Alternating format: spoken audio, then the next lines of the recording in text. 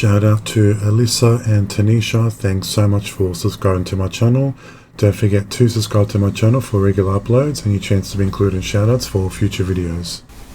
Hello everyone, welcome back to another video. Today is a fairly simple soap, but a nice soap regardless.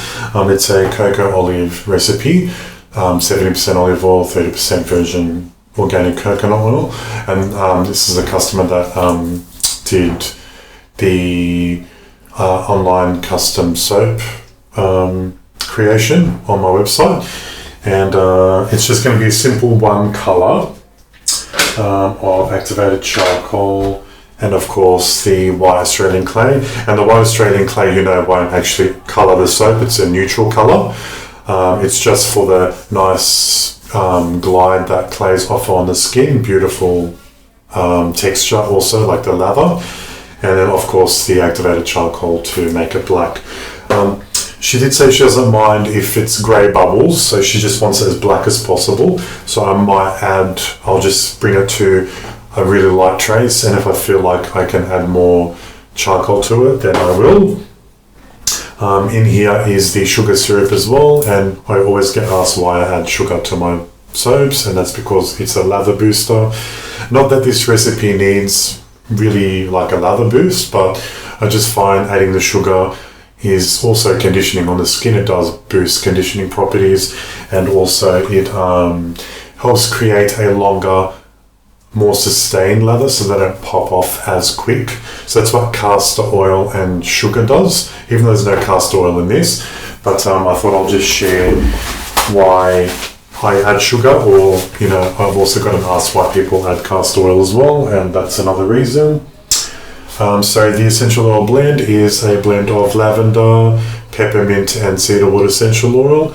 Natural vitamin E is in here as well as the sodium lactate. I'll be adding that after I bring it to emulsion.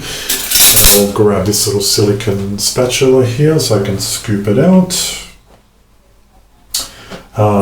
So in here is just the water and the sodium gluconate and the pink salt, which I will be showing either the video after this or the video before this, depending of how I prepare my salt solution and my sugar syrup solution before. And I created a Excel spreadsheet on the ratios as well, and I will provide that link above. That's if this was before. If it's after or before, well, I don't know, I'll figure it out. But either way, I'll put it in the description below. Right, so it's just a one color recipe, very straightforward. It's going to behave itself. Maybe if I add more charcoal, I might speed up a little bit in trace wise, but I'm not too worried about that. So I'm just going to go ahead and mix all this up together. It's at the appropriate temperature, 34, 37, that's fine, or 36, 38, and that's totally fine. I'm comfortable mixing it at that temperature. So she requested an extra large mold, so she's going to get 25 bars cut at 2.5 centimeters, which is great. That's a nice amount of bars for her to use and test out.